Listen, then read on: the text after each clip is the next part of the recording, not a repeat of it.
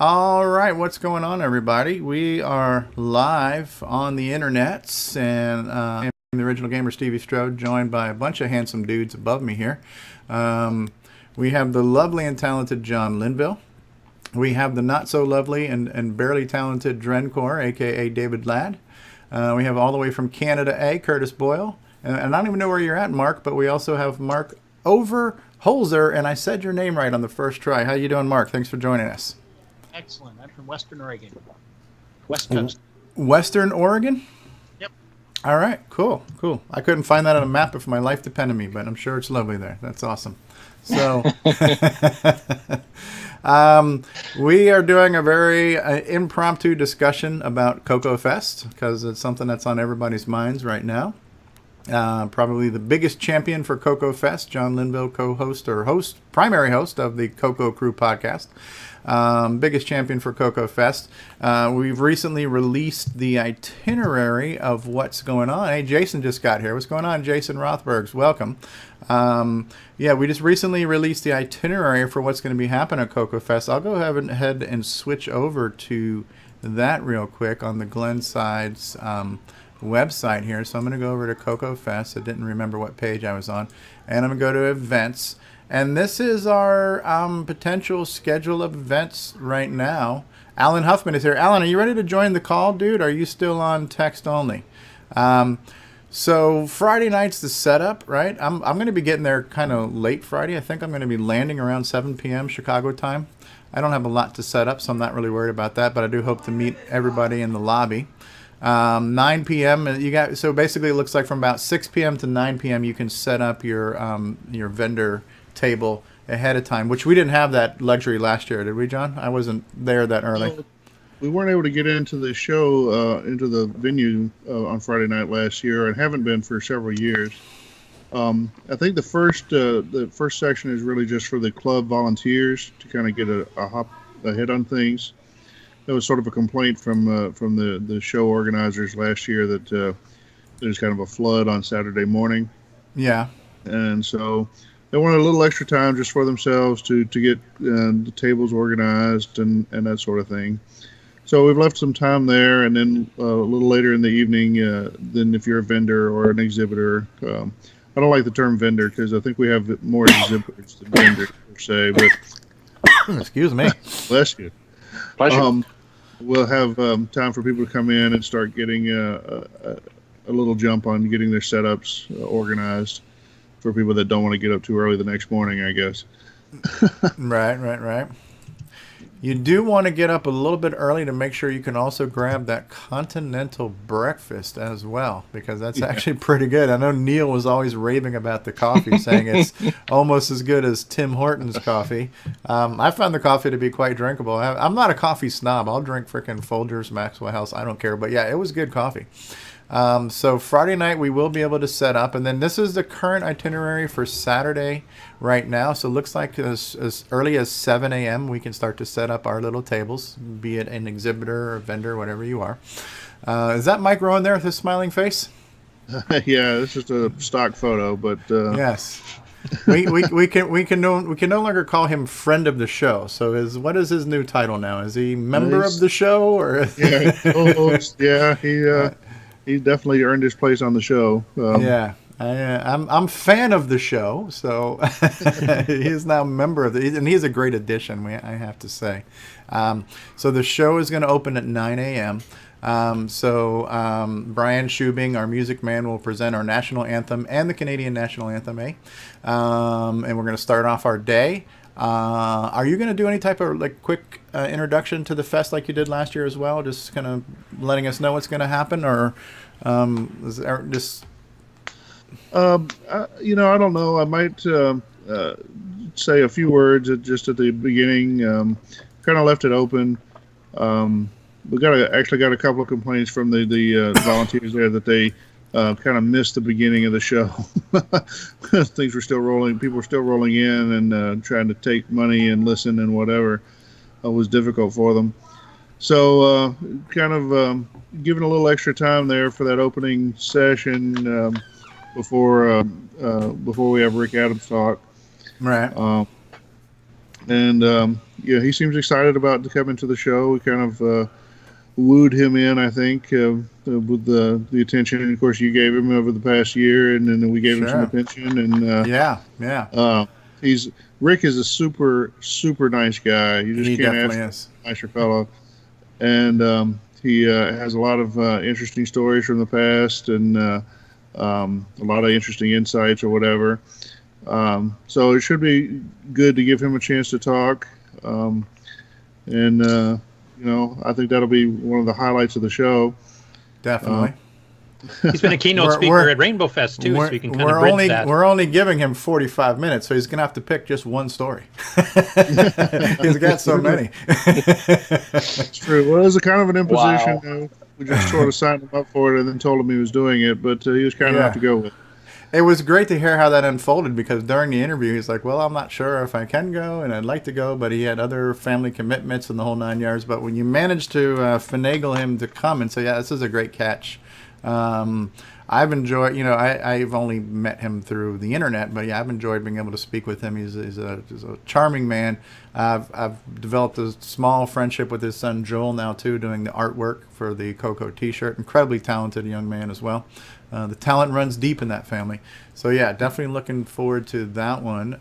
You're gonna then present for us your audio project. Looks like here. Yeah, well, I've just been, I did a little YouTube video on adding audio to a cartridge.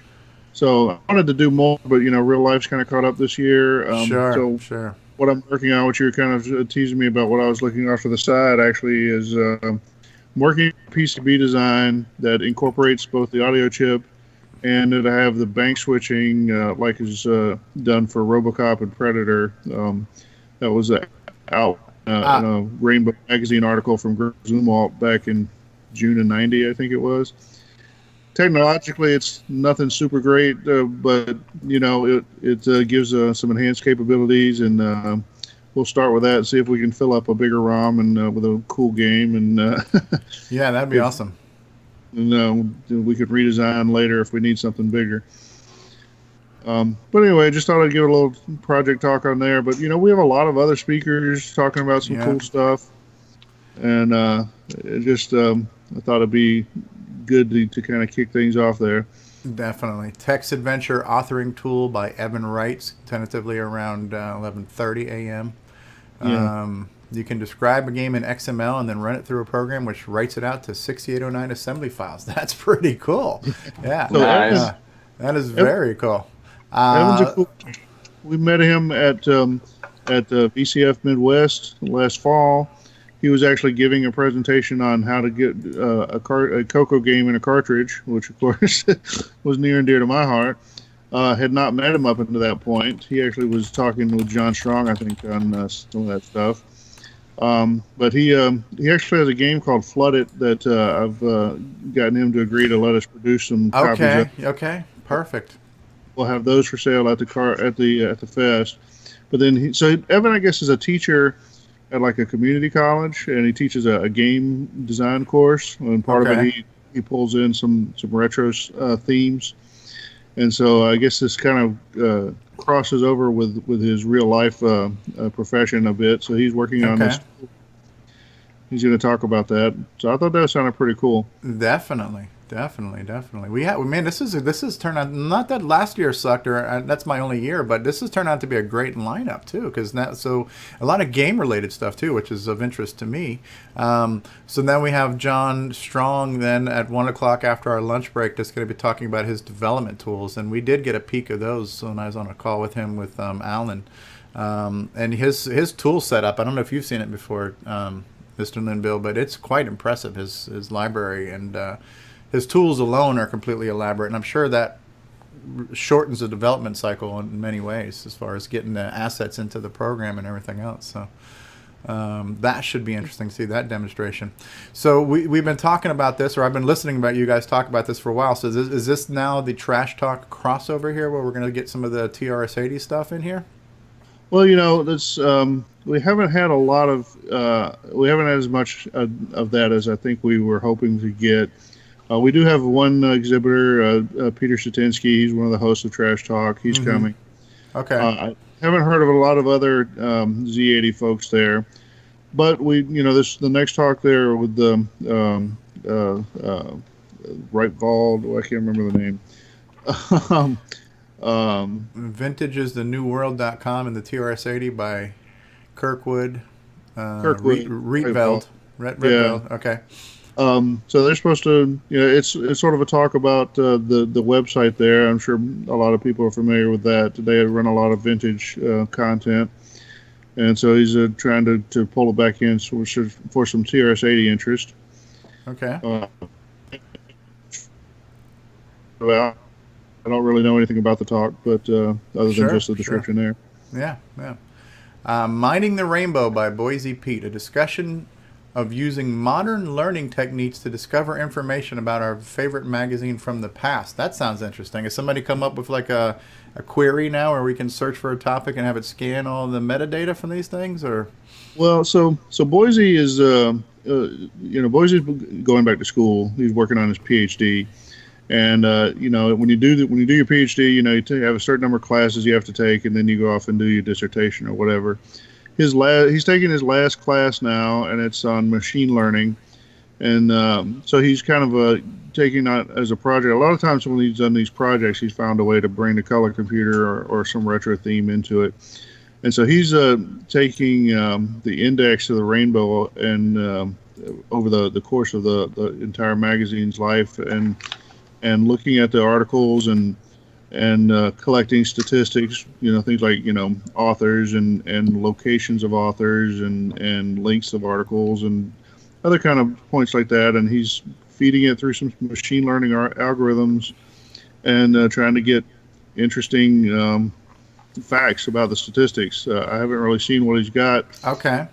But it should be, it should be interesting. It might be stuff like, well, at the beginning of the rainbow, the average article length was 4 pages, and by the end, the average article length was 10 pages, or I don't know. It might be stuff like that. Yeah, that's cool. This looks interesting here now too. This is only my second fest, so I don't have a lot of history to draw from. But an award ceremony, is that new? Well, they kind of did this last year. They gave out a few trophies. And it was a little bit ad hoc, I think. Okay. So they're trying to kind of formalize it a bit more this year. John Mark Mobley is kind of the main mover here. He's acquired the trophies and is kind of pushing it the most. Okay. So I don't know who's getting trophies, or I don't even know what the categories are, but it should be interesting to see. Okay, and nobody's going to want to miss the auction, the Saturday auction. The no minimum big auction. That was really good hearing how that all came about when Tony Pedraza talked about it on your interview on the podcast. Just the evolution of that and how that, did he say that's roughly like, is it 80% or more? Or our costs only take up like 50% of the expense and everything else is filled from this? Yeah, it's roughly half, I think. Okay. But sometimes more than others. But yeah, that's primarily how they pay for the show, and then I think it's the best part. It definitely is, if nothing else. Highly entertaining. My only regret was not only having one suitcase, so I'm thinking about maybe bringing an empty suitcase with me this year, because what is it, $50 to have it, extra bag each way is probably worth it in what you'd save in shipping, not to mention the savings you get on what you buy there. Definitely. I was always watching somebody try to outbid Alan. Yeah. Last year was my first CoCoFEST, and it is a cool event. It definitely is. It's a ton of fun, and getting the ability to meet people that you've only seen online or maybe never met before. My only regret from last year was spending all the time live streaming it all, not really being able to soak in the exhibitor area as much, because there's really like 2 shows going on. There's the exhibitor area, and it's its own ecosystem of conversations and activities going on, and then there's all of these kind of TED Talks that go on for 2 days as well, CoCo TED Talks. So what I think I'm going to do this year is I'm just going to leave the laptop there running and just let it stream all day. And I'll just have up there the description and the itinerary. This time it's going to be this person and that person. And that way I want to try to spend a little bit more time in both places, because there's a lot to take in, And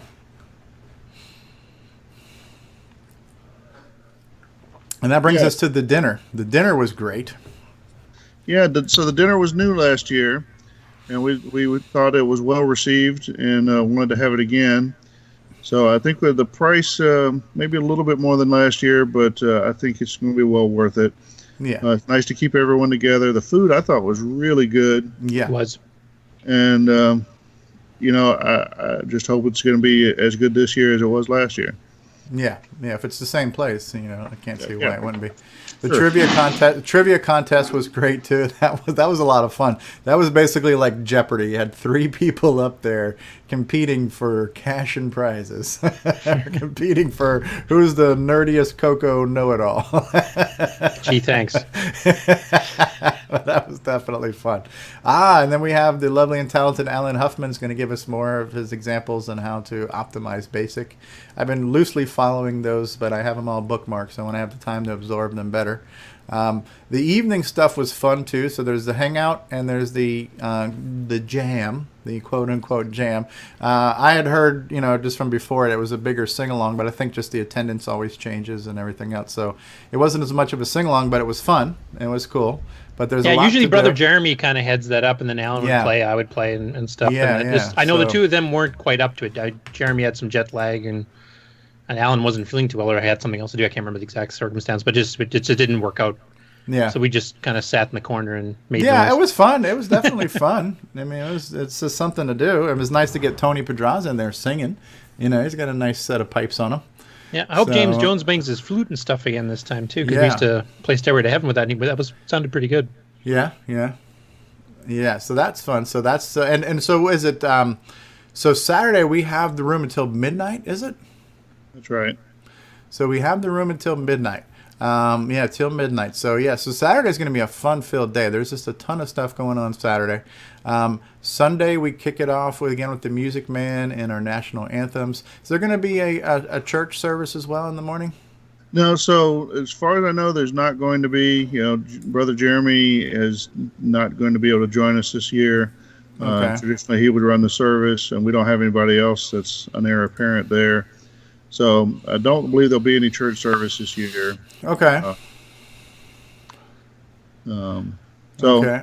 Just have to live without it. There you go. Another presentation by John Strong, the future of Coco gaming. So then we'll hear about his sound chips and some of his hardware projects he's got going on. That'll be cool. Good to see Brett Gordon again. This time talking about Fusix or Fuzzix or Fusix or Fusix, whatever you want to call it. Hopefully he'll get interrupted a little bit less this year than he did last year. That was interesting. That was a train wreck. All of the constant interruptions. But yeah, he's an interesting guy.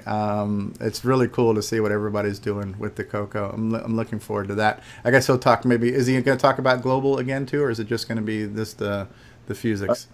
Probably he'll talk primarily about Fusix, and he's also been working with Jim Brain on doing some networking stuff with the Ethernet card prototype.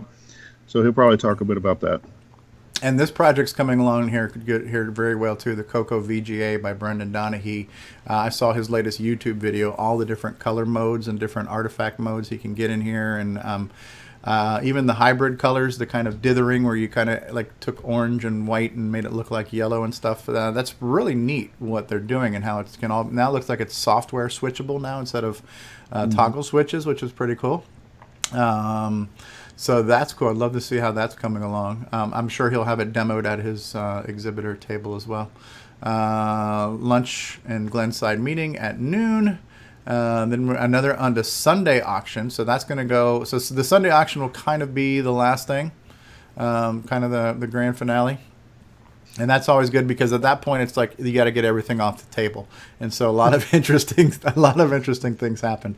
My biggest regret was just not having the room for the stuff, But this is like eBay. This is like penny auction. Real-time eBay. This is like real-time Egypt. This is like penny stock eBay, where you can get like a Coco for 5 cents or this crazy 25-cent line printers. It's just the things that were flying off of there is interesting. And I think Tony also mentioned they're going to have dueling auctioneers this year as well. So we'll have another dynamic personality to help with that. That's right. Yeah.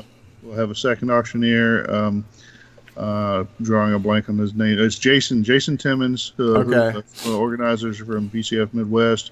They kind of picked up the auction idea from CoCoFest and have done that some at VCF Midwest the past year or two. And so he's going to come back to CoCoFest and assist with the auction. Should be interesting. Yeah. Jason, where is this event at? It's in, am I saying it, is it Lombard? Not Lombard with an O, but Lombard with a U. Is that how it's pronounced? Sure. Lombard? It's Lombard, Illinois. Say Lombard, but, it's close enough. Yeah. Interesting fact, just to stick it in there, someone pointed this out to me. There's a documentary that's out. It's fairly new called Man vs. Snake. Okay. Which is about a video game challenge. It's kind of like the old King Kong documentary where somebody's trying to... Yeah. Cool. It's a cool documentary. You should watch it. But the interesting part is early on that there's a scene in the documentary and it's at the same location. It's at the Heron Point location. Okay. You can see the hotel. You can see the room where we hold the auction. And the funny thing is, it's for was filmed in 2008. The carpet's still the same. The stuff on the wall still the same. So, it looks exactly the same. Wow. But anyway, if you get a chance, you might want to check that out. Man versus Snake, you say? Yeah, it's about a video game called Nibbler, which I'd never heard of. Yeah, there's a CoCo clone or two of it. Yeah. So, pretty cool documentary. And if you liked King of Kong, A Fistful of Quarters, it's very much in that same spirit. Okay. Although this one makes Billy Mitchell look like a much nicer guy. We were just talking about that guy Billy yesterday. Billy Mitchell. Billy Mitchell, yeah. That's cool. So we got a lot going on, the auction and then an off-site dinner as well. Impromptu talks and announcements will possibly come up as well in between, before, during, after, to the side. A thread between it all, you never know. That's always good. So it sounds like we got a full dance card already. And you never know, things subject to change. We might get something else might be added or changed in between then. But right now, this is looking like the event lineup for the moment. Mike Rowan, the lovely and talented Mike Rowan. So I'm going to have to bow out here. Okay. Thanks for being here with us. All right, see you guys. Okay, take care, John. John Linville, host of the CoCo Crew podcast at CoCoCrew.org. All right, so John is gone. All right, we got Curtis on big screen since he's the only person on cam right now. That's cool. Yeah, that you all better came put yourself from, back on then. Yeah. Cool. Well, I only have one thing to talk about. I don't know if anybody else was going to join us in Skype, and I guess Alan is not able to join us right now. Alan Huffman is not able to join us. Okay. Can you still hear me, Curtis? Yeah, I can still hear you. Okay. I just was reading there. Okay. Like Alan's in chat. So Alan's in chat. Okay, yeah. So that one came from Iowa, the Twin Galaxies. Okay. So Alan can't join us. The only thing I have to show off right now is my brand new DVD that came in that I haven't seen yet myself. So let me grab that and I'll be right back. Hold on one second.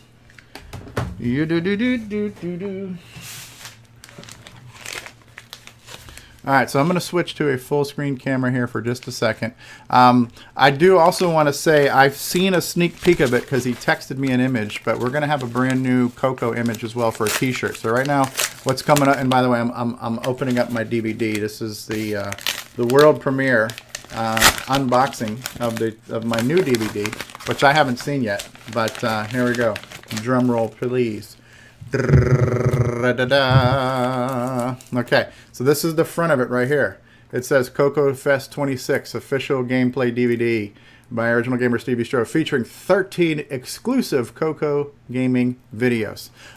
So what was I saying before? So Joel Adams, who is the son of Rick Adams, author of Temple of Rom, has been drawing this really cool artwork, and he drew that CoCo.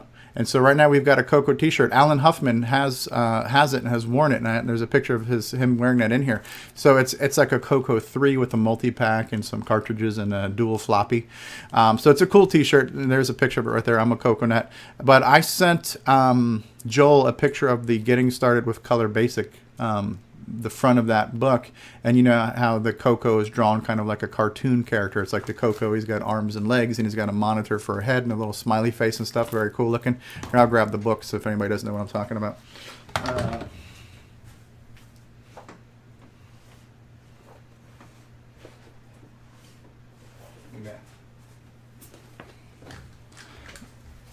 So this is the book that, this is what I call the cartoon Coco, right? So getting started with color basics. So I think Alan has drawn one of these too. So I think we'll have a new I'm a CoCoNut t-shirt with that. So we're going to have two different designs that will be available on my Retro Swag website, which is 8bit256.com. But here's the DVD. So this is the front cover, and this is the picture that Joel drew, right? That's on our t-shirt too. You see the Coco, the multi-pack, and the floppies, right? Very cool looking art. I like it's very unperfect. It's very detailed, but it's like intentionally imperfect. It's kind of like a Pablo Picasso looking drawing, or like something. So this is the front. On the back, you see a description. You see little pictures of 12 of the 13 games. It says, and let me peel off the frickin' shrink wrap so it's not so damn shiny, because my lights are frickin' blinding the hell out of it right now. And David helped you with the commentary on some of those, didn't he? Yeah. I think I roped him into one game, which was one of the games that you recommended, Curtis. What was that game? Planet in Defense or some crap like that? My memory's short. Yeah, so and I can't remember. I can't see who's chatting right now. Let me see if anybody's chatting, because I'm looking at, all I can see is my big fat face right now. Okay, nothing new has been chatted. Okay, so let me pull the plastic off of this crap.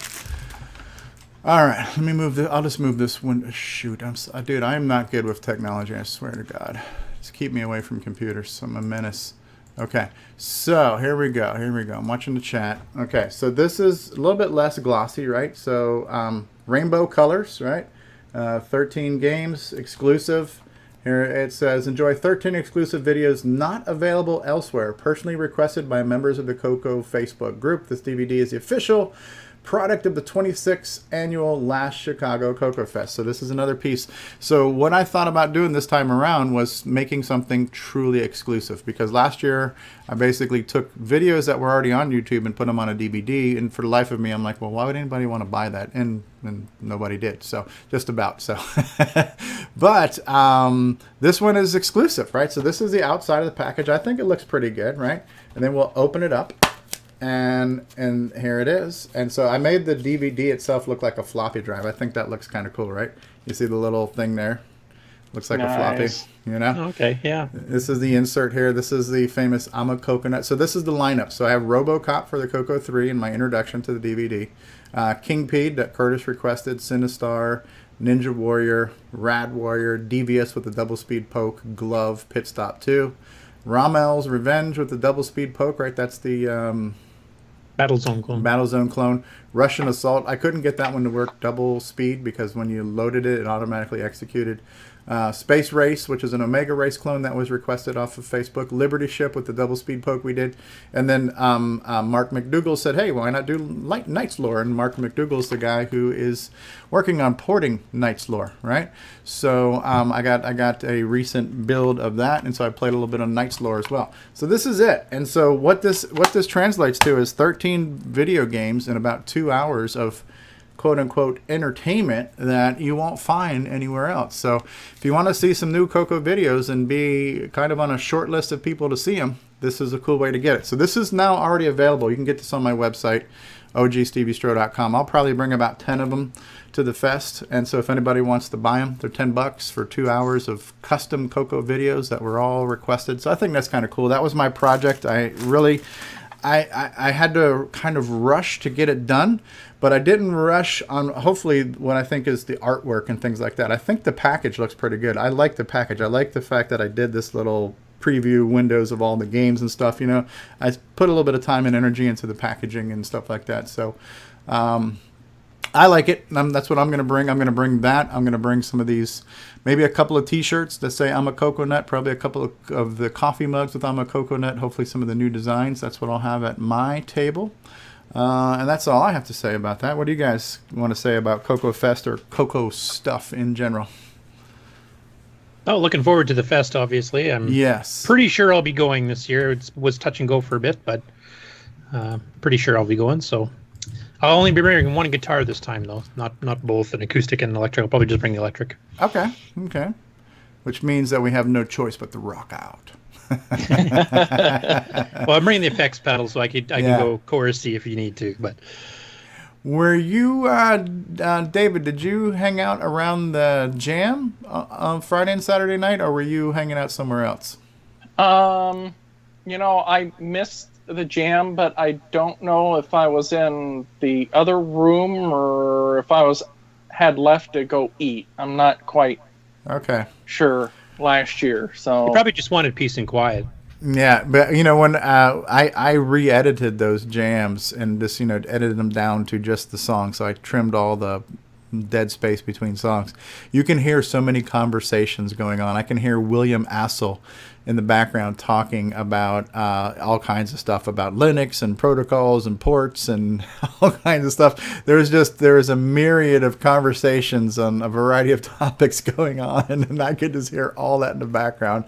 Because that particular one that I re-edited was from my handheld camera. There was one where I had my laptop doing a live stream, and I think that live stream probably got better audio, maybe, because it was closer to the amps and stuff. But the other one was that handheld camera, and that's the stuff I downloaded and I edited, and it was closer to a bunch of people talking, and there are many times you can hear these conversations louder than you can hear the music. So there's no shortage of things to do or see or talk about at CoCoFEST. Mark, are you going to make it? No, unfortunately not. Yeah? No, but no, not this year. Maybe next year. Have you been to one before? No, I haven't. I've only gotten into the CoCos in the last 3-4 years, 5 years. Yeah, so yeah. Old school Apple and Commodore guy. Okay, well, that's fine. We won't hold that against you. I've 2 CoCo 2s and a CoCo 3. Yeah, and there's never been a better time to get into CoCo. You can do just about everything in an emulator, if nothing else, if you don't want to make a hardware investment. And then if you do have the hardware, there's a ton of projects out now to support that. I haven't spoken to Nick in a while, but one of those projects was Nick Marentis' Popstar Pilot. Nick had mentioned to me before, he's like, listen, if you're gonna go, and when last time I spoke to Nick about this, I didn't think I was gonna make it. And he goes, well, if you can make it, I'm going to see if I can send you some artwork so you can get some Popstar shirts made and be easier for you to make them in the States and bring them over than for me to ship them. So we had kind of a informal conversation about that. I would love to be the official carrier of the Popstar pilots for Nick and just have some of those shirts available too, or coffee mugs or anything else. So I'm really hoping to catch up with him again because we're running out of time, if we're going to get anything, physically produced. But that'd be kind of cool. And I think he'd even talked about one time maybe shipping some to me to bring too, again, because it's easier to ship it once to the States and whatever. I don't know. So I do want to get hold of Nick because I think it'd be great to have him represented there this year in some fashion. If nothing else, I'll find a way to have the game playing there. But it's definitely a cool event. It was my first one, I didn't know what to expect, but I really enjoyed it. It's a ton to take in, Yeah, and David, how many times have you been? Well, in the 90s, I was there, I think, 3 or 4 times. That's back when we were still in Elgin, or? Yes, because the last time I went was 1997, and then it was from there until last year. And it kind of like me, because I went up till about 2002, and then last year's the first time I was back in a while. Yeah, because 1997 I had pre-ordered the Glenside IDE boards, and didn't get them until a few years later, if I remember right. But yeah, it's I had fun. Every year was fun. And then, of course, Brett Gordon, oh my goodness gracious, he's a hoot. Yeah. Because, last year, between all the conversations and everybody hanging out until 1, 2, 3 a.m. in the hotel lobby last year, Saturday night. And then, it was just amazing how much stuff to try to soak in. Yeah. Just a small anecdote when you're talking about being up till 3 in the morning. I actually have sleep apnea, and I have to sleep with the little thing that puts air up my nose so I don't choke on myself when I sleep at night. I brought my machine, but I forgot the nose piece, so I couldn't use that. So I had 2 of the worst nights sleep of my life at CoCoFest, and like I snore to the point where I can actually suffocate myself, so I can't breathe and everything else. So it was literally horrible sleep those 2 nights. I fell asleep maybe Saturday night, whenever it was. I think I went to bed, I don't know, maybe 1 o'clock or something. I had just fallen asleep around 3 a.m. And one of my jackass friends who we used to play Minecraft with calls me on Skype because I think my laptop was still on or something, and woke me up. It was one of the guys from India. It wasn't.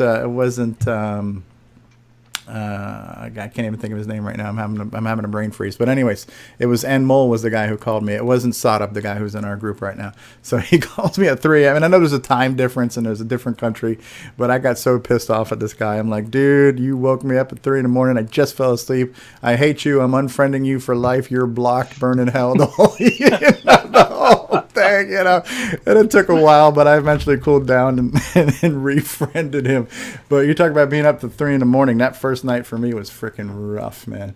It was a good time, but it was 2 of the worst nights of sleep for me because I was a dumbass and didn't pack my freaking medical device I needed. So I'm hoping that's not going to be a problem this year. I'm going to check my bag much more carefully. That would be a good idea. Yeah. Or check for some place nearby you can get it if you need it. Yeah, unfortunately, it's not like an over-the-counter type thing. You got to order them and stuff okay. like that. So yeah, it was a challenge. Yeah.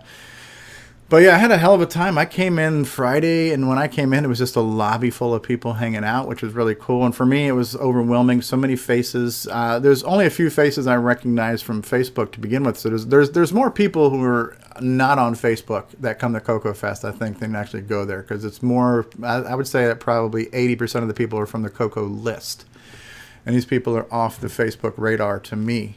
And favorite Glen side as well that probably aren't. And the Glen side. So at least with Facebook, I have a way to kind of put a face to the name.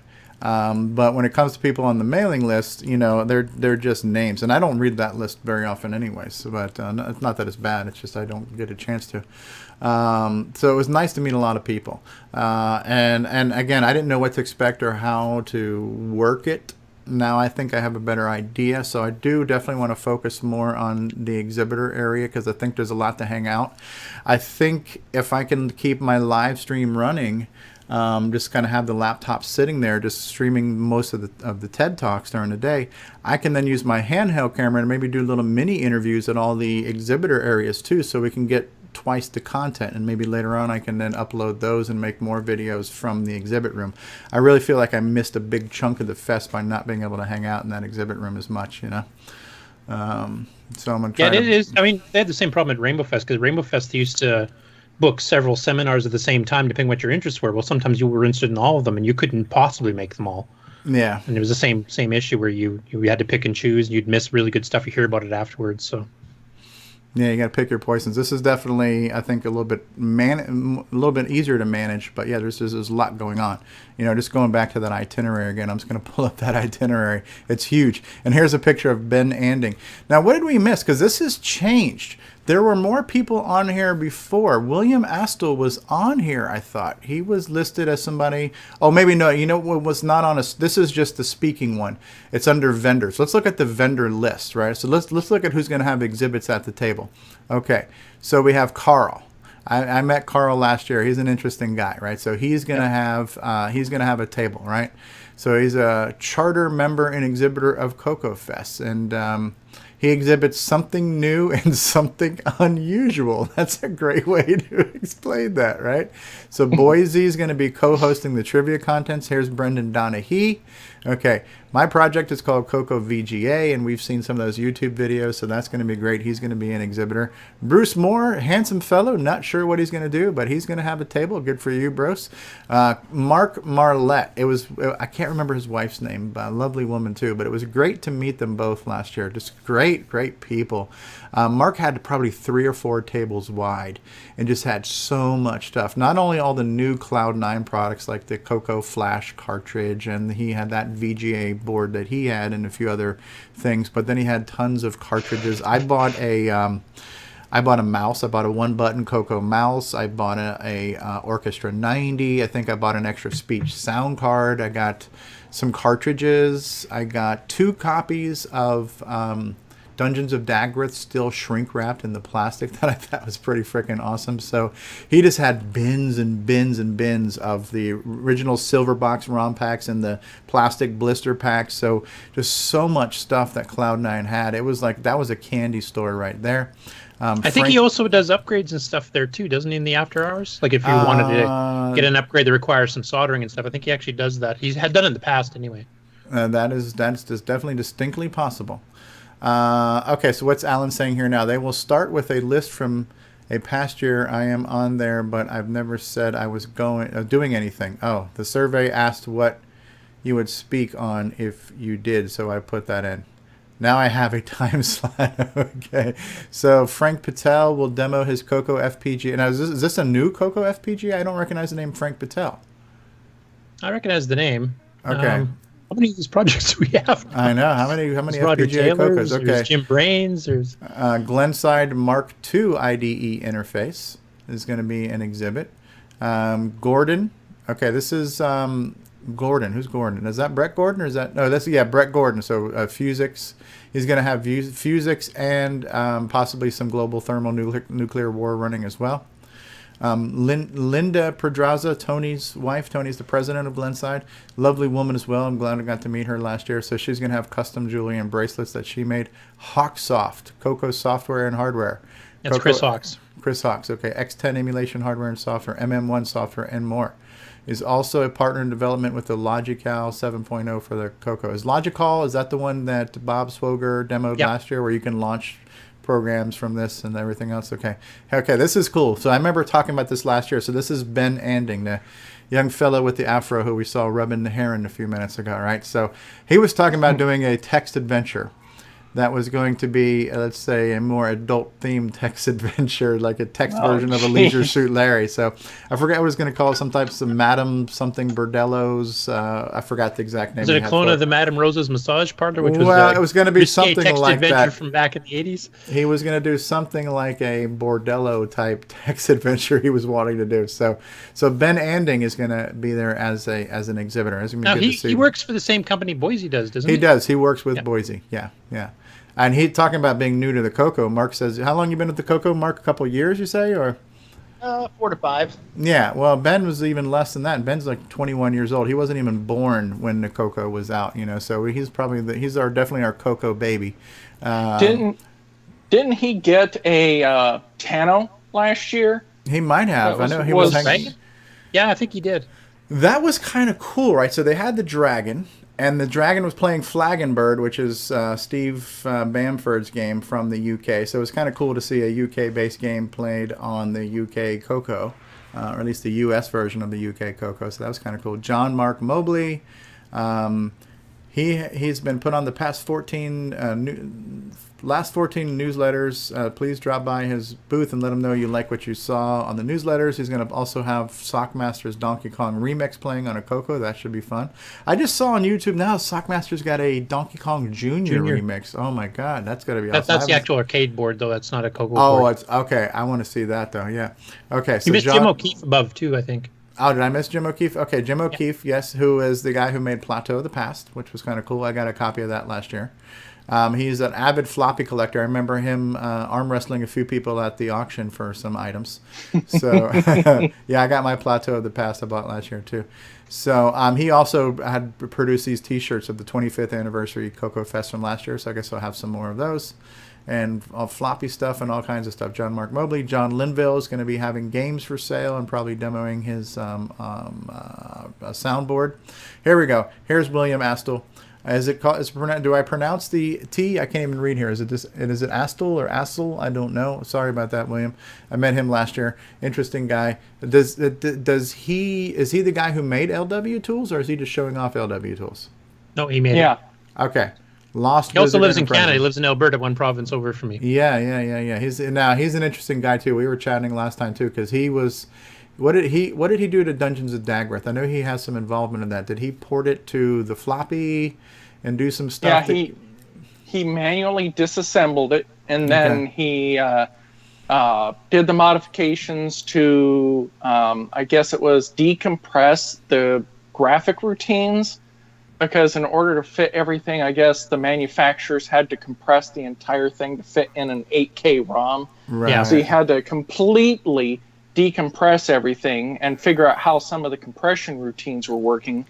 Then he had changed the cassette routines to support floppy, or the floppy instead of the cassette. So yeah, because Chris Burke had done a thing like that too. Dagger of Patch, I think it was called, or something. But it was a commercial product, and it never got released afterwards. And of course, Chris doesn't come out anymore. So it's nice that William, picked up the torch, and now everybody can have that. That's impressive, yeah. And his LW tools, a lot of the people use that for cross development. Yeah. So Mike Rowan, no longer friend of the show, but member of the show. Mike last year had some coffee mugs, and I know one side it was said OS9, the other one was just Disk Extender Color Basic or something like that. So it was a mug for either evil. He also had the 512K RAM badges to replace on your CoCo 3. I still haven't put mine on yet. I can't figure out how to get my RAM badge off. It's not that important, but yeah, I still have my RAM badge from last year. Neil Blanchard, co-host of the CoCo Crew podcast. I'm actually going to buy a Sega adapter this year, because especially playing Popstar Pilot, I think I need a digital stick at this point now, because I still haven't made it past the caverns. So I thought you made level 3 once. I just made it out and died as soon as I got. I don't count that because I didn't get very far. Okay, Randy Weaver, he's showing up now a lot on Facebook. I don't know his lineage as far as how long he's been a CoCo person, but I've noticed him recently a lot on Facebook and stuff. So we're not sure what Randy's going to do, but he got a table. You know what? The great thing about the table, I don't think the table's that much money. $10, $20 maybe. It's a place to park your butt. So rather than having to worry about standing or not knowing where you can sit, even if you don't have anything to sell or demo, it's a cheap place to have a comfortable place to sit for 2 days. For 2 days. Yeah, you know what I mean? Okay, Jim Brain, Retro Innovations. Last year, I remember he was working on his custom multi-pack interface that could be daisy chained to support like more than 8 items, I know his standard one had 4 slots, and it looked like he was using like a 40-pin IDE cable where he could expand these buses to allow for more slots. So now he's going to be doing a CoCo Flash. I remember John Strong talking about this, because John is using this to test bank switching, because John's going to need to do bank switching when he does his Fix-It Felix Handy Andy cartridge, because he's going to need more than 16 or 32K of ROM space. So he's going to be using that as a testing thing. Richard and Brenda Chrislip. We have the 6309 processor and Cloud9's protector, and this item will be using DriveWire for my laptop as a possible demonstrating the SDC card recently developed and sold. Okay, that's cool.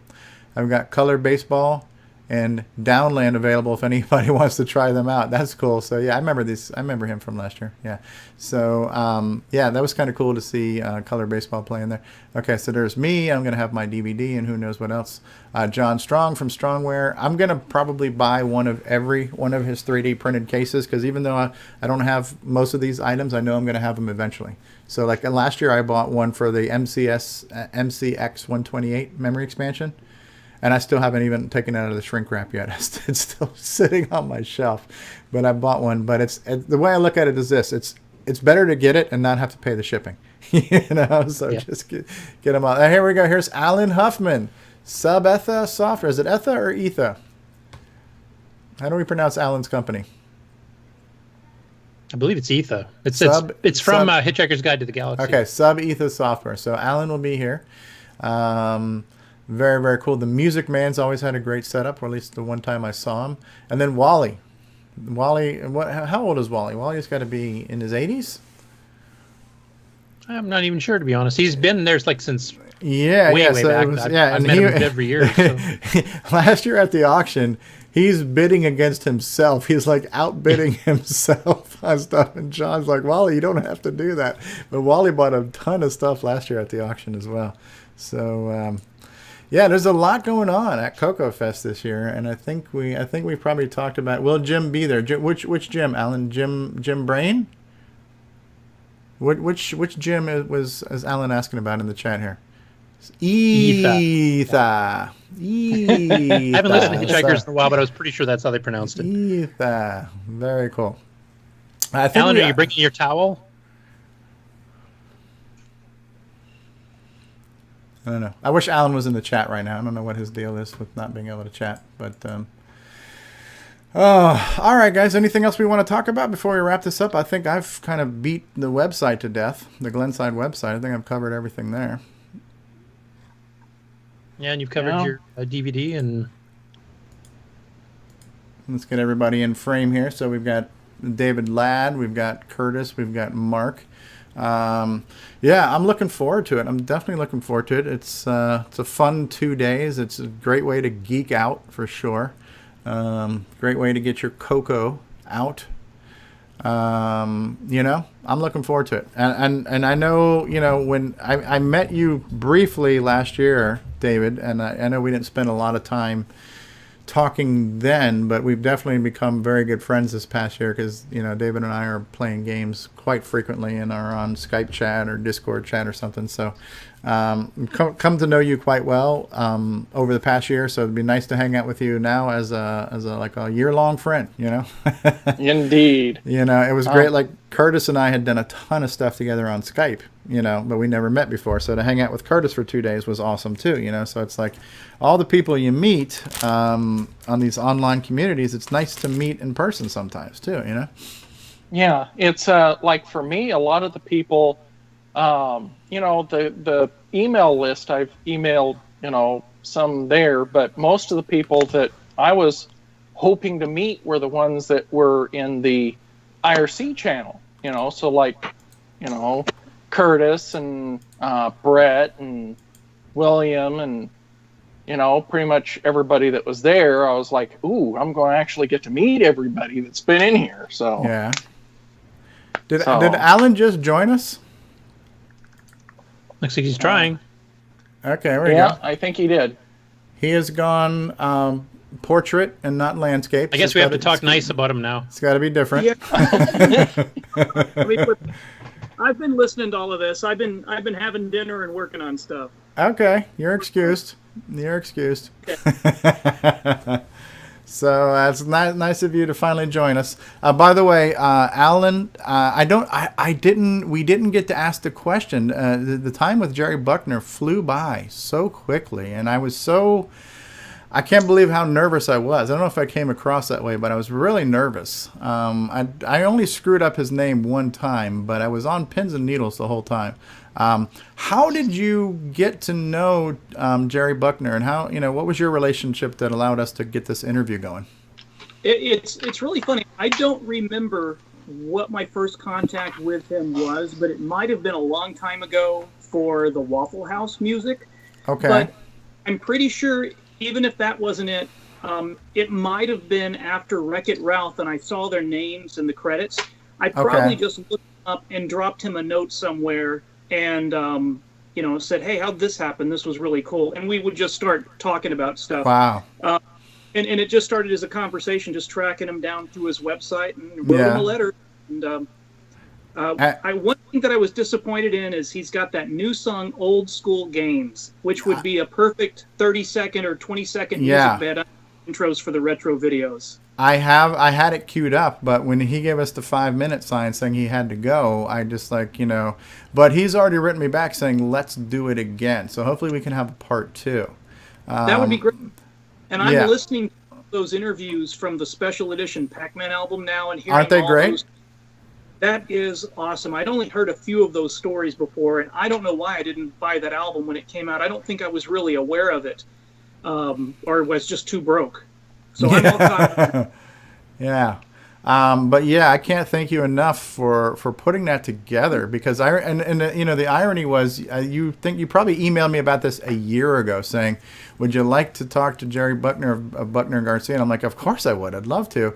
And then I don't remember if I dropped the ball or we just never got a follow-up email or whatever it was. But for whatever reason, it didn't happen last year, and it did now. And you know, I think it's probably good that it didn't happen last year, because we've had a year of doing interviews to get better at refining the process, you know. Well, Your scenes are certainly a lot fancier today.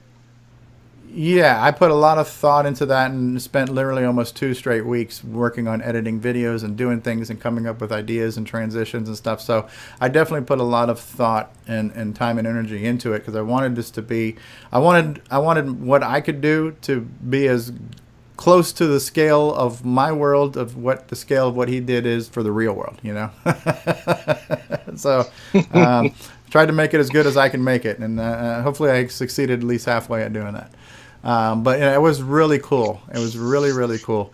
And Curtis as well, thanks for being there with doing that. I really am very grateful for everything that's come from being part of this CoCo community because, if it wasn't for people watching my CoCo videos, I don't know what the hell would be happening to me on YouTube because I get like 15 views on anything that's not CoCo or retro related, but a CoCo video gets 100 views, hands down. So it's like I sometimes say, why am I bothering playing a modern game? Well, it's because I like playing it, but nobody wants to watch me play the damn thing. So I just have to. There's a lot of competition for modern games, though. You're competing with tons of YouTubers. And I don't even look at it as a competition, but yeah, I hear what you're saying.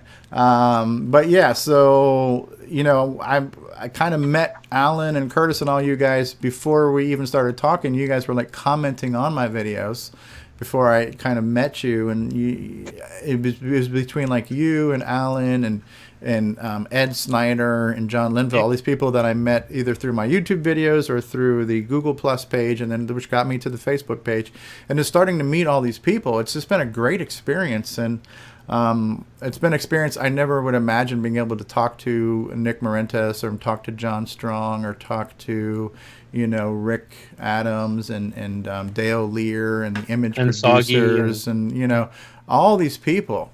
So it's very cool when you have somebody who's done something, but they're cool enough to want to talk to people about it, and they don't have like the big star attitude. Humbleness, I guess, is the word you're looking for, right? So somebody who's kind of humble, to me, it makes it even more overwhelming because they have no reason to be, and when they are, to me, it makes them an even larger than life person. Yeah, I'm really looking forward to Rick Adams' keynote too, because I was actually at the Rainbow Fest the last time we did a keynote, which was, oh God, when was that? Late 80s, I think. Okay, this looks like Alan is showing us his serial port sound card. This is his soundboard, right? Or soundboard? Yep, I kept missing cables and connectors and adapters, so I finally got, came in yesterday, so I finally got the adapter. So this is the bit banger directly into the sound chip. And if I get any time tonight, I'm going to port my sequencer over to Color Basic and have it being able to play independent music in the background and try to do some little basic demo. So that's one of my projects this week. So. Ooh. That's awesome. Yeah. We were talking about that on the John Strong interview, but it's good to see that you got all your bits and pieces kind of correlated. And I don't even know if I'm supposed to tell people I have this, but I've got this thing, which is a stereo sound card for the color computer. So I got to support it now too. Okay, and is that NSA triple encrypted as well? Is this like a black box type situation? I have no idea. It looks like some type of code cracking thing a government agency would use. So, 4 joystick ports on it too. Wow, is that the Ed Snyder one? No, that's the thing is there must be 4 or 5 people working on sound right now. Oh, that's going to become an issue if we have a fragmented market and people are not going to know which one to develop for. Well, it is, but a lot of them are choosing common sound parts. And remember the old days of PCs, you had all these different drivers and ad-lib and sound, and it was a mess, but we figured it out. Yeah. So I'm feeling that software is just going to have to say, are you using this chip or this chip? It'll just have a couple of settings. Mm-hmm. And hopefully I can get something to support my serial port one. And I think John Strong's going to be mocking up the production board and a case and stuff for it. So hopefully it'll be something that has a power plug and a CoCo serial port cable that just sits on the back, kind of like a high-res joystick interface plugged in. Okay. So hopefully it'll just be all turnkey. How does it get its power? Is it getting its power from the serial port as well? No, it's going to use an external power supply, but it's just going to use regular cell phone USB power supply. Okay, nice. Over-the-counter stuff. Yeah, so is that kind of like a Disney sound source was in the PC? Because that was serial port too, wasn't it? It was, but all that was a wave player. I had one of those. Yeah, so did I. Little white box. Yep. So this is an exciting time for sound. We might go from having games that don't make a lot of sound to games that make a ton of sound, and somebody else is even working on some non-hardware solutions for this too. So there's a lot of Wow. Yeah, I've had some talks with him on that. Yeah. So what was I going to say about that? Are you going to bring that to CoCoFEST? We're going to be able to see that and hear that at your sub-ETH booth? I haven't bought my ticket yet, but my hope is to get my hotel. Not ticket, but hotel room. I don't have reservations, but my hope is to be you're going to be the third person I've told this to, and only one of you can take advantage of this. But I do have 2 queen beds in my room, so I've mentioned to David and to Curtis, and now to you, if somebody needs a bed, I'll have one, and you guys can fight over it. So we'll people that snore and let us group up and share rooms. I hope to have some stuff with John Strong, his little cartridge demoed, and I've got some other things I'm thinking of digging out from the basement. Lost color computer things that never got made that I'm wanting to bring. I've got a VR helmet that would hook up to the color computer, read position with a joystick, but I can't find the interface that hooked it up to the joystick. But we were working on all kinds of crazy stuff back in the 90s. Wow. The crazy 90s. Grunge music and CoCo tinkering. Yeah. That's awesome. Well, I'm glad you finally was able to join the call. You just you added a little value-added stuff here. That's cool. Excellent. Yeah, I can't thank you guys enough and everybody else in the community and the Facebook group. It's definitely been, being part of this community is probably one of the greatest things that's ever happened to me next to my wife and kids, So, and well, the exception of David Ladd, of course, but we can't. So yeah, it's been good times. So I'm hope to see as many of you as possible at the fest, and I don't know. I got nothing else to say. You guys good? I want to do this more. Yeah, you want to just do random live chats? Well, we used to have those CoCo chat community things because remember Steve used to pop in on them, Steve Bjork and stuff, and we haven't done them in a long time. We should start them up again now that Steve's active. Something I was thinking of is, Alan, you brought that breadboard up there that you was working on. And then, of course, I've been working on this side project, which I haven't really talked to very many about because I've just been getting into the Arduinos and playing with the Atmega 320p chips themselves. And I'm like, with the power of these microcontrollers, especially, you can get the Atmega 320p chip for like $1.75. And I'm looking at this, and between the pulse width modulation, the input for the digital lines, and all this other stuff, I'm surprised people haven't been making different converters for use on the CoCo.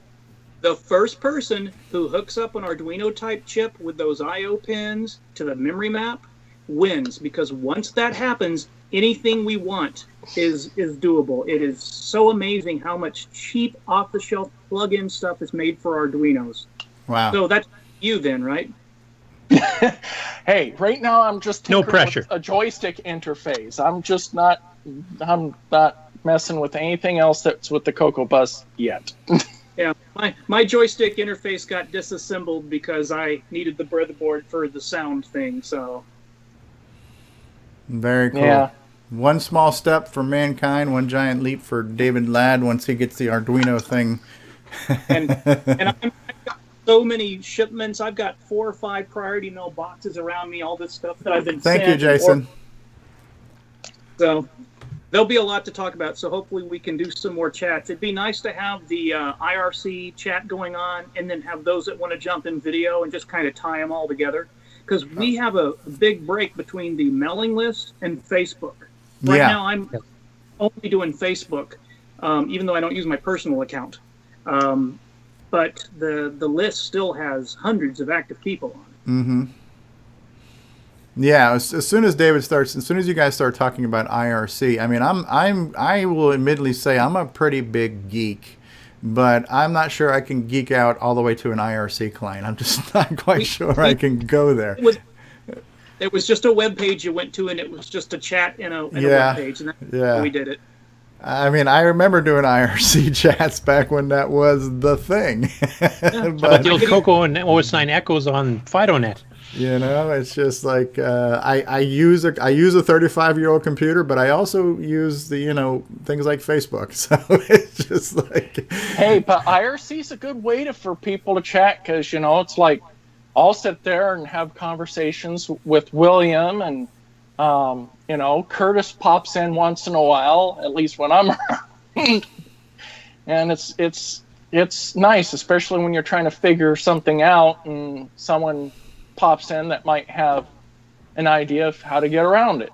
Right. Yeah, like I'll pop in and maybe answer some machine language programming questions or something, or William, who's actually probably these days a lot more familiar with it than I am. So, it's good tech support line. Yeah, because like on Facebook, you send a post, but then you got to sit there and wait for Facebook to ever notify you when someone replies, where IRCs, just like if you're in Discord or something, it's just instantly you get a reply when someone chats. So it's just dependent on how much you want an instant now reply compared to, the old form. And the good news is there's no shortage of ways for people to communicate and collaborate. Well, John just came back too. John Linville just rejoined the call. Hey guys, what's up? Hey. Hi, John. We've been talking about you the whole time. Awesome. You have a lot of explaining to do. So Alan just finally joined us video-ly and audio-ly. I was getting ready to wrap up, and then Alan just came in and added more value-added content to it. So the CoCo Talks just won't stop.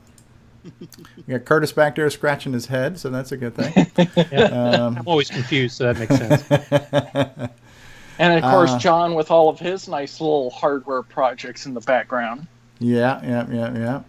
I went over the vendor list off of the Glenside site too. So we went through and discussed all the people who are so far lined up to have a exhibitor table at CoCoFEST too. So we kind of mentioned all those people.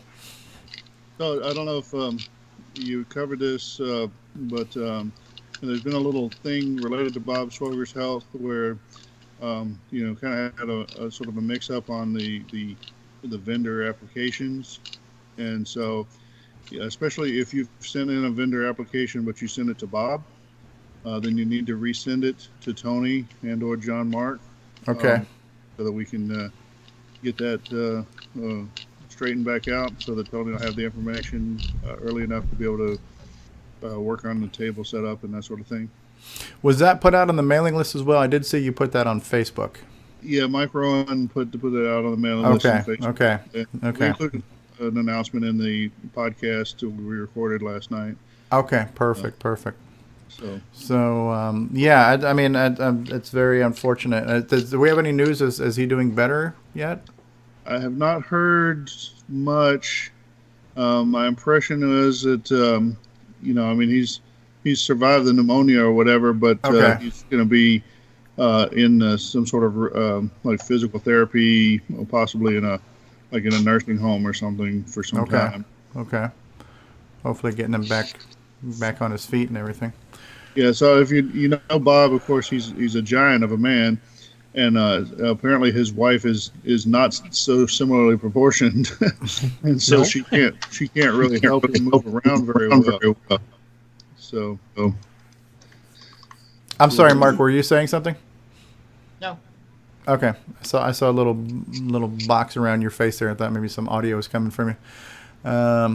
Yeah. Okay. So if you guys, I think you just said it all, but right. So we were just talking about exhibitors, but if you have submitted an exhibitor application, you might just want to resubmit it if you would send it directly to Bob Swogger. Make sure you send it to Tony Pedraza. Say that again, Alan? I said I've got to submit one too since I'm listed. I think I'm just a ways on the webpage. Okay. You're a placeholder. I think so. When I was selling T-shirts when I was working at Microware, which they still use. Wow. How about that dust up over the OS9, the Team OS9 shirt, huh? That was fun. There you go. Yeah, well, the thing about that is everybody thinks the product's dead now, and apparently it's showing up on archive sites and stuff, so they now have to actually step in and defend the copyright. And, that whole thing, the reason Apple and Disney have to keep going after people for stupid reasons. If you don't defend it, you can lose it. Okay. And so now do that. But apparently, if you just write them and go, hey, dude, could we make some OS9 shirts for the CoCoFEST? You're going to get back, yeah, sure. Here's your permission. Okay. So, yeah. Very cool. Very, very cool. Have you asked for the 609 source code? We don't know where it is. Oh. Yeah, well, I thought someone had said something that, the server or whatever that was holding that source code no longer existed. Yeah, right in the final days of Microware, Boise had tried to track down the machine. I think it was called Sybil. And they found the machine, but the hard drive or whatever had been removed. So that was the end of that. That was the keeper of all the original official code. But Nitros 9 has moved so far beyond that, It'd just be a curiosity to have at this point. I mean, when the level 2 upgrade, when Brother Jeremy, kind of had that out, and Bill and I started disassembling, and there were so many changes and so much stuff we'd already gone in a different direction. It was just like... Well, the way you just pronounced it, Alan, has caused me to have a question, because what is the official pronunciation of Nitros 9? Is it Nitros 9, Nitros 9, Nitros 9? Nitro is what we called it. Nitros 9, like a long O sound? Yeah. Because there's nitro, for speeding up your car type thing. That's what the... Nitros 9. That was Wes Gale's... S9 or Nitro S9 or Nitros 9? It was Nitro OS or Nitro S9 at first, and then we we started running it together because it's just faster to say Nitros 9. So it kind of unofficially became that, but originally it was the longer version. So it started off as Nitro OS 9 and it kind of became Nitros 9. Well, Nitro S9, I guess, is what the original was, and then just Nitros 9. Nitros, okay. Yeah, somewhere I've got a disc from one of the last times it was still being sold. I don't know where that is. Yeah, I've got one of the manuals from like 1.14, something kicking around here somewhere. But yeah, I'd run across one of my floppies from the Burke and Burke upgrades Power too. Boost? Power Boost, yeah. Yeah, so our main competitor. Yeah, it's I've certainly been around. Actually, we had Power Boost too. But Bill and I bought it, and then we found it was the emulation mode. And then Wes and Bill had been talking about doing a native version of it. Actually, that's one thing we're going to have to try to get on the podcast. There's get Bill and me, and if we can find Wes these days, and kind of go through the whole history of how Nitros 9 came to be. Yeah, that'd be cool. In the meantime, we get to watch Alan twerk over there. So. Hey, at least he's playing with the CoCo. At least he's in theme. What's cool is sometimes you run across a disc and you find something that you don't even remember being a thing. Wow. This was wild. I can't even read that on my phone yet. Etha Sampler Master, it says? It says Etha Sampler Master by Nick Johnson. Yes. And I had to write him. I'm like, what the hell was this? And it was a sophisticated digital sampling thing that he had done, which at the time was better than Mac Sound from GimmeSoft and all that. So I've got all kinds of stuff I have to get archived and uploaded. And the CoCo cat has just come to join me. Yes, the cat that sounds like it just got drugged from hell. Yeah, is it Siamese or part Siamese? Because it sounds like it. No, he's just loud. He's just a shit maker. They all are. This is my little cat Gizmo. I call him Gizmo because he reminds me of the guy from Gremlins. It's a little black and white face. So Yeah, and Alan, I feel your pain on having to archive everything because I got to get back to that too. And I've got 500 5.25 discs and about 250 300 3.5 discs. I have no idea what's on half of them, and I have to go through them all too. Do it sooner than later. Mine Alan, were dying. show John your sound hardware, because John Linville wasn't here before when we did that. So he's got his little prototype board of his serial port sound generator. Okay, and since it's the same chip as John's, that means my little experiment will already be able to be used on whatever he does. So this is the I'm using a Teensy currently right now, and then there's the sound chip in there somewhere.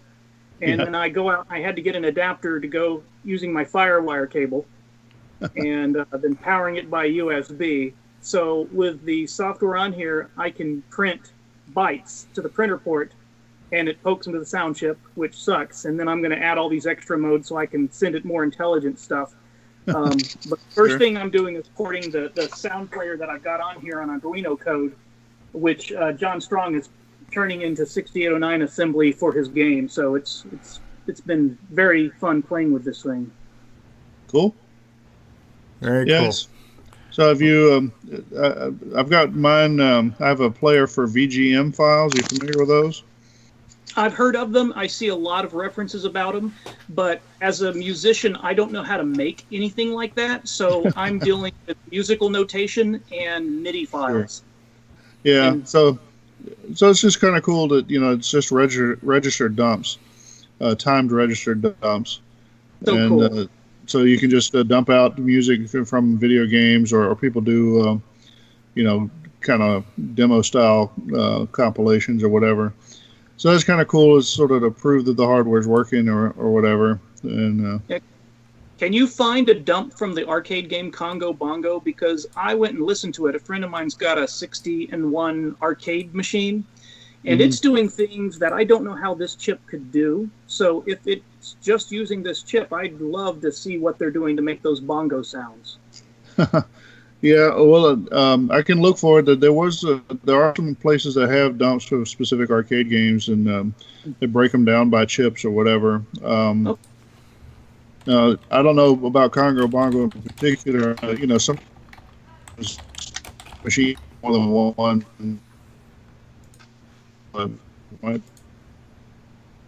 Oh, Fedor just joined us from Denmark. Is it? I get confused, but Fedor's here. Fedor Stamen. He's neighbors with Simon Jonassen. They're in the same. Oh, cool. Same general area, not necessarily next door neighbors, but in the same. Yes, Fedor is here. Very cool. So one of the things Alan was saying is that there's a lot of hardware projects on the horizon right now for sound. And as exciting as that is, I hope it doesn't become too much of a fragmented market. And the other thing, too, is Alan is saying, well, now people can write software saying, well, do you have brand X or brand Y sound cards? What I think would be good, and I think one of the things that we learned from some of our interviews with the game authors is they're like, well, I would have loved to have developed for the speech sound pack, but I would have needed a multi-pack interface, which costs this much money, and the sound card costs this much money. So if for people who are developing the sound hardware, if they could maybe give, that looks nice. That looks nice. If maybe some of the current game developers could get some eval copies of the sound hardware so they can actually play with it, that might help accelerate the development and the adaptation of it, Well, somebody will John. Just that has all these chips on it. It'll have a multi-sound card, Yeah. and one card to rule them all, right? So, well, that's one thing I like about this chip is it's available in quantity pretty cheaply. Yeah. As a lot of the other alternatives. Now, some of the other chips are nicer. They can do more cool stuff. But, some of those sound chips cost $15 a piece or even more. And it gets pretty expensive. And maybe if you just add a single card, it's not so bad. But then you're back into you can't just add a single card. You got to have a multi-pack and whatever else.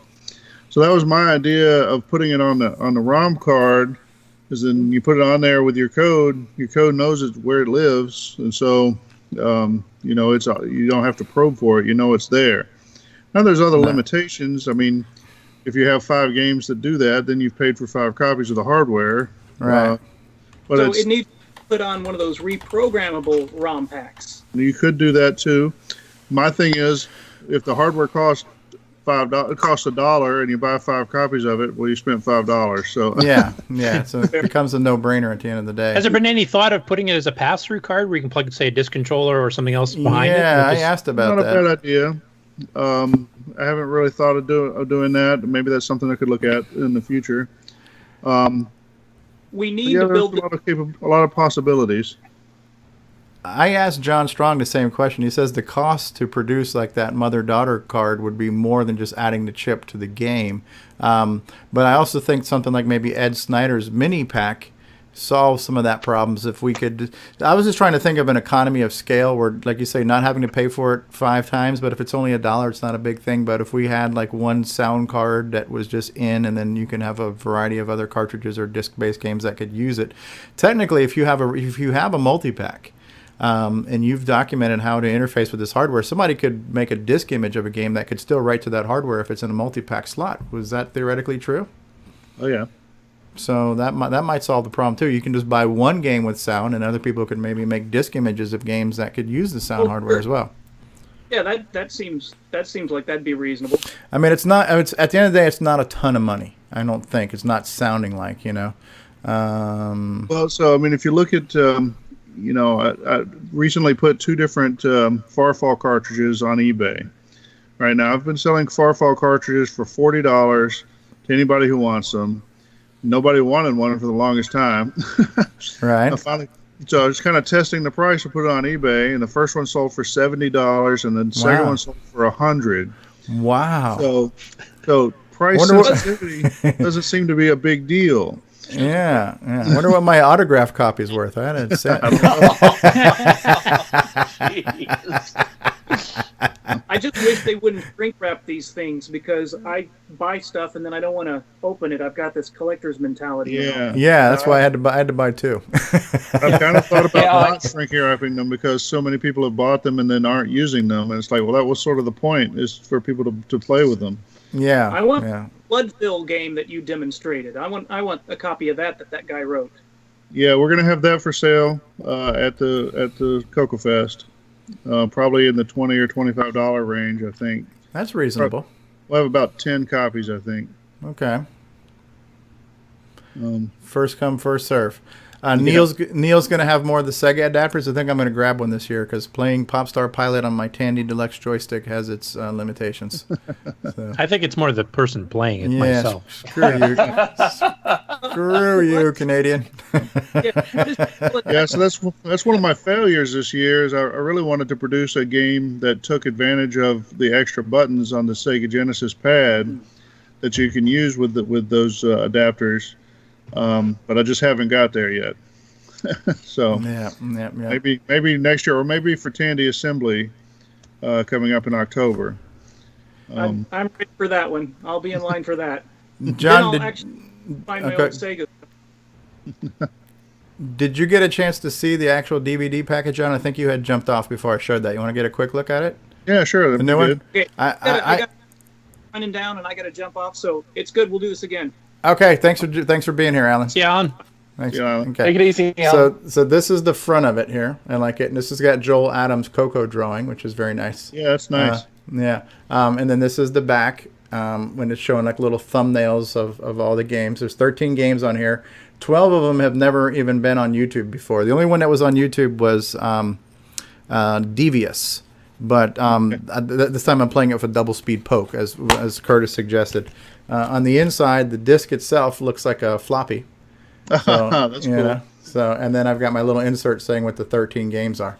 So that's the layout. And so what I thought I would do different this year was to make this actually exclusive, right? So the games that are on here are not on YouTube. So it's like, why would anybody want to buy something that you can watch for free anyways, which I never understood. It was a great idea. I forgot who suggested it, but somebody in the Facebook group says, hey, why not make a DVD? And I'm like, okay, I'll make one. But for the life of me, I couldn't understand why anybody would want to buy it other than, I'll get a souvenir or something. But sure. So I'm hoping that at least this time that these are literally exclusive games that you can't see anywhere else. And there's 2 hours worth of, brand new CoCo gaming videos that maybe 2 or 3 people might be interested in that. You never know. So, pretty cool. that was my thought for this year. We are going to have I'm going to bring some of the coffee mugs that Joel Adams has designed these things here, and maybe I'm going to be wearing the Coconut T-shirts. I don't remember if you heard me say this too, but he's also drawn a new image of the Coco cartoon character from the basic manual. Oh, so yeah. we might have a new T-shirt too with just the Coco cartoon character that says "I'm a coconut." So we might have a couple of T-shirt and coffee mug options that I'm hoping to be able to demonstrate or show off at the fest as well. So that'll be kind of cool. Just new stuff, new original stuff, Yeah, I'll be up for one of the T-shirts and one of the coffee mugs. Now, just to make sure I understood this right, you said that you're going to be wearing some of the shirts. When we buy the shirts from you, they'll be clean ones. Like you haven't worn them yet, right? Well, That's a different website. Yeah, I've seen you sweat, and I don't want a used one. So I only sweat when I'm trying to keep up with your guitar playing. So okay, Wow. so Fiscap, who are you? Fiscap says hi all and looks good. I think he's starting to see some challenges. I think with support from the community, it'll be successful.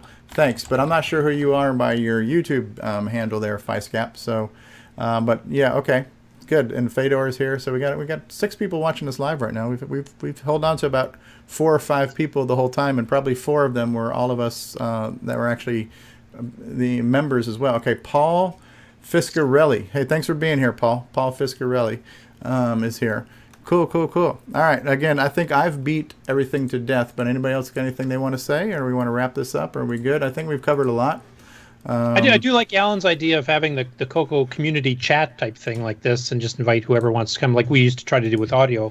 Yeah. Steve Bjork was helping host it, but that kind of fell to the wayside. I wouldn't mind getting that going again. Yeah, it's easy enough to do with Skype or anything else. So they can be live. They don't have to be live, but yeah, that's cool. Yep. Yeah. And no fixed agenda. Like we're not talking about a fest. We're not talking about a podcast or upcoming video. Just general chat once in a while.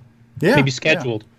Like it was yeah. today. Yeah, this was like really a spontaneous thing. I had advance notice saying I'd like to do it this evening, which I sent out this morning. And when I got home, I'm like, all right, anybody around? And I was actually pleasantly surprised that we got as many people together as we did. But yeah, definitely.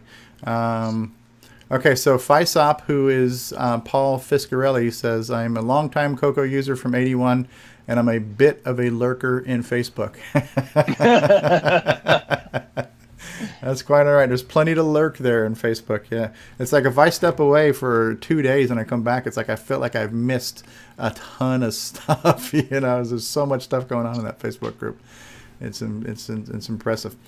All right, yeah, so yeah, I'm up for more chats. Anytime, I'll be happy to facilitate and be the host, or just join if somebody else is going to host. Skype seems to work, but Google Hangouts is an option, so there's plenty of ways to do that. We can pontificate later on how we want to do that. And it doesn't have to be video; it can be audio, like the old. I can't remember what did Steve call his? Was it just Coco Chat or something? Coco Coordinated Conference. CCC. Yeah, I think we want a simpler one than that, but yeah. CoCoTALK. Yeah. So yeah, sounds good. All right, so who do I have to thank right now? Alan Huffman, who's no longer here, John Linville from the Coco Crew podcast, Curtis Boyle from the Color Computer Games List website, David Ladd, aka Drencor, aka Paco Otakte, whatever his mixed personalities are this day, and then we also have Mark Overholzer is joining us as well. Thanks for being here, Mark. I think we can put this to bed. Everybody good? Sure. Yep. All right. Well, good. It's been a pleasure. Thank you, everybody. And when this is done streaming and is available for replay, I'll throw a link out there on the Facebook group as well. All right, guys. Hopefully we'll talk to you again online and definitely at the fest. Yep, Coco. Coco forever. Later. You there? Take care. Touch the heron. Touch the heron. Rub the heron. Not the hairy something, but just the heron. Okay. Molest the heron. Oh, jeez. 9 months later, I don't want to hear how many heron babies are being born out of this. Wow. Okay, Fedor says, okay, we have a couple people saying goodbye in the chat. Okay, Jason says, good night, everyone. Fedor says, I can't remember when I got my 4K precisely, but guessing 1983. Good format, Steve. Thanks for pulling it together. Fiscap says, all right, guys, take care. Bye-bye. See ya.